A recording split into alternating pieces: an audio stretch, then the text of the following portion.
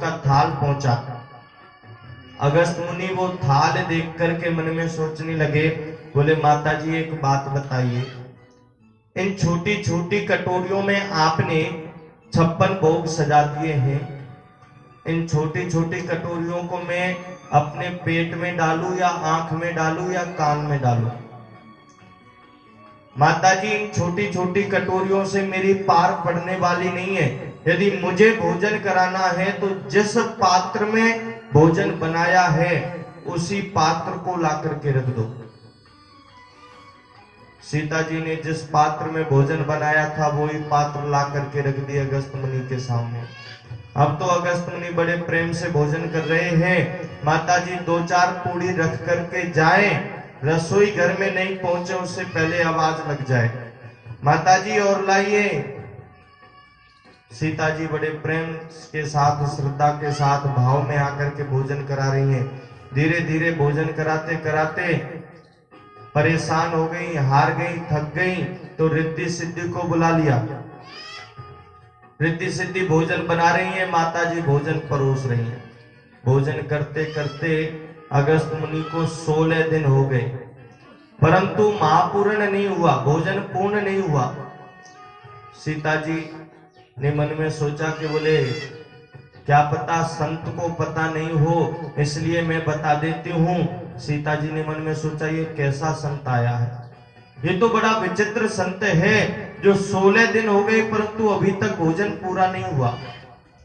माता जी गई अगस्त मुनि के पास, कहने लगी, बोले बाबा शास्त्रों में एक नियम है और वो नियम ये है कि जब भोजन आधा हो जाए तो जल पी लेना चाहिए। अगस्त मुनि कहने लगे, बोले माता जी ये नियम तो मुझे भी पता है, वेद शास्त्र तो मैंने भी बहुत पढ़े हैं, ये नियम तो मुझे भी पता है, परंतु पहले भोजन आधा तो हो जाए, अभी तो भोजन आधा ही नहीं हुआ। माता जी चक्कर में पड़ गई, बोले महाराज 16 दिन हो गए भोजन आधा नहीं हुआ, तो आधा कब होगा? और भगवान की कृपा से आधा हो भी गया तो पूरा कब होगा? ऐसे तो 2-4 साल निकल जाएंगे। दौड़ी दौड़ी सीता जी गई राम जी के पास, बोले स्वामी ये क्या हुआ? राम जी कहने लगे, बोले क्या हुआ देवी? सीता जी कहने लगे, बोले स्वामी आप कैसे संत को भोजन के लिए लाए हो? आज 16 दिन हो गए भोजन आधा नहीं हुआ। राम जी कहने लगे, बोले देवी बस आप तो कहती थी कि कोई ऐसा संत आए जो मेरी इच्छा के अनुसार भोजन करे, आपकी इच्छा खत्म हो गई, आप हार गई क्या? सीता जी कहने लगी, बोले प्रभु अब मेरे बस की नहीं है, आप तो इनका भोजन पूर्ण कराओ। उसी समय राम जी ने क्या किया, एक तुलसी पत्र लिया और एक पूड़ी में घुसा करके परोस दिया अगस्त मुनि के सामने। अब तुलसी पत्र वाली पूड़ी जैसे ही अगस्त मुनि के पेट में गई तो डकार आ गई। डकार आई और सीता जी की चैन की सांस आई। बोले चलो कम से कम डकार तो आई। अगस्त मुनि कहने लगे, बोले माता जी भोजन तो आपने करा दिया, पानी और पिला दो। अब माता जी चक्कर में पड़ गई, जो आदमी 16 दिन तक आधा भोजन नहीं कर पाया वो आदमी पानी कितना पिएगा? 2-4 टैंकर तो पी जाएगा। माता जी राम जी से कहती है, बोले स्वामी देखो भोजन मैंने करा दिया, पानी आप पिला दो। पानी पिलाना मेरे बस की नहीं है। राम जी कहने लगे, बोले सुनो ऋषिवर में इस समय आपको जल नहीं पिला सकता, परंतु द्वापर में जब मैं कृष्ण बन करके आऊंगा, इंद्र जब जल की बरसात करेगा तो मैं आपको वो जल अवश्य पिलाऊंगा, बुला करके आपको जल पिलाऊंगा। तो आज अगस्त मुनि को बुला करके जल पिलाया है भगवान ने। 7 दिन तक लगातार जल की अनावृष्टि हुई ब्रज के ऊपर, परंतु ब्रज डूबा नहीं। 7 दिन बाद इंद्र ने अपने मेघों को, दूतों को भेजा कि जाओ जाकर के देख के आओ, यदि वो ब्रज डूब गया हो तो जल बरसाना बंद कर देना, और यदि नहीं डूबा हो तो और जल बरसाओ। मेघदूत आए, आकर के देखा कि ब्रज में धूल उड़ रही है। एक बूंद भी जल नहीं है।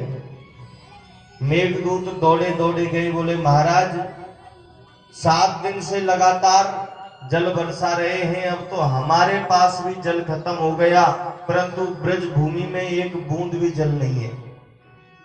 ब्रज भूमि में एक बूंद भी जल नहीं है। पूरा जल कहां गया? ब्रज भूमि में तो धूल उड़ रही है। इंद्र ने विश्वास नहीं किया, स्वयं चल करके आए। इंद्र ने देखा कि ब्रज भूमि में धूल उड़ रही है, बड़े प्रेम से सभी लोग रह रहे हैं, एक बूंद भी जल नहीं है। तो इंद्र भी समझ गया कि ये कोई साधारण ब्रज भूमि नहीं, इसमें तो स्वयं भगवान का निवास है। गिरिराज भगवान को भी समझ गया कि ये कोई साधारण पर्वत नहीं, ये तो स्वयं भगवान का एक स्वरूप है। दौड़ा दौड़ा आया, गिरिराज जी की पूजा की, अपने हाथ से श्री गिरिराज महाराज का भोग लगाया। भोग लगा करके गिरिराज महाराज से क्षमा प्रार्थना करने लगा। हे प्रभु, हे दीन बंधु दीनानाथ, हे करुणामय, हे कृपा के सागर, मुझे क्षमा करें।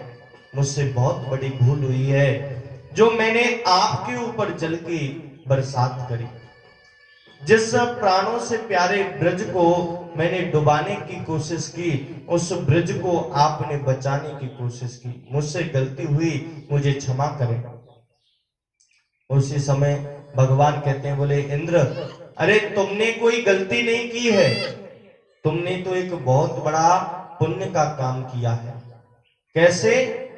कि जो भी ब्रजवासी मुझसे दूर रहते थे, जो ब्रजवासी मुझसे आज तक नहीं मिले थे, वो सभी ब्रजवासी आज गिरिराज जी की शरण में आकर के मेरे पास आ गए। जो मुझसे दूर ब्रजवासी थे, उनको भी तुमने मुझसे मिलवा दिया।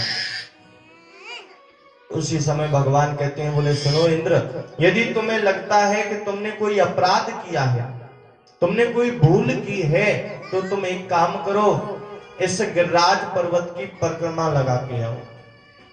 तुम्हारी जो भूल है, तुम्हारा जो अपराध है, वो पुण्य में बदल जाएगा। सर्वप्रथम श्री गिरिराज महाराज की परिक्रमा इंद्र भगवान ने लगाई। 7 कोस की परिक्रमा है श्री गिरिराज जी की। कहते हैं जो भक्त श्रद्धा से श्री गिरिराज महाराज की परिक्रमा लगाते हैं, भगवान उनकी प्रत्येक मनोकामना पूर्ण करते हैं। श्री गिरिराज महाराज, बोले गिरिराज महाराज की जय। भक्त गिरिराज जी के ऊपर दूध की धार चढ़ाते हैं, गिरिराज जी की परिक्रमा करते हैं, मुखारविंद पर भोग लगाते हैं, दान घाटी पर दान करते हैं। गिरिराज जी उन्हें बहुत बहुत आशीर्वाद प्रदान करते हैं।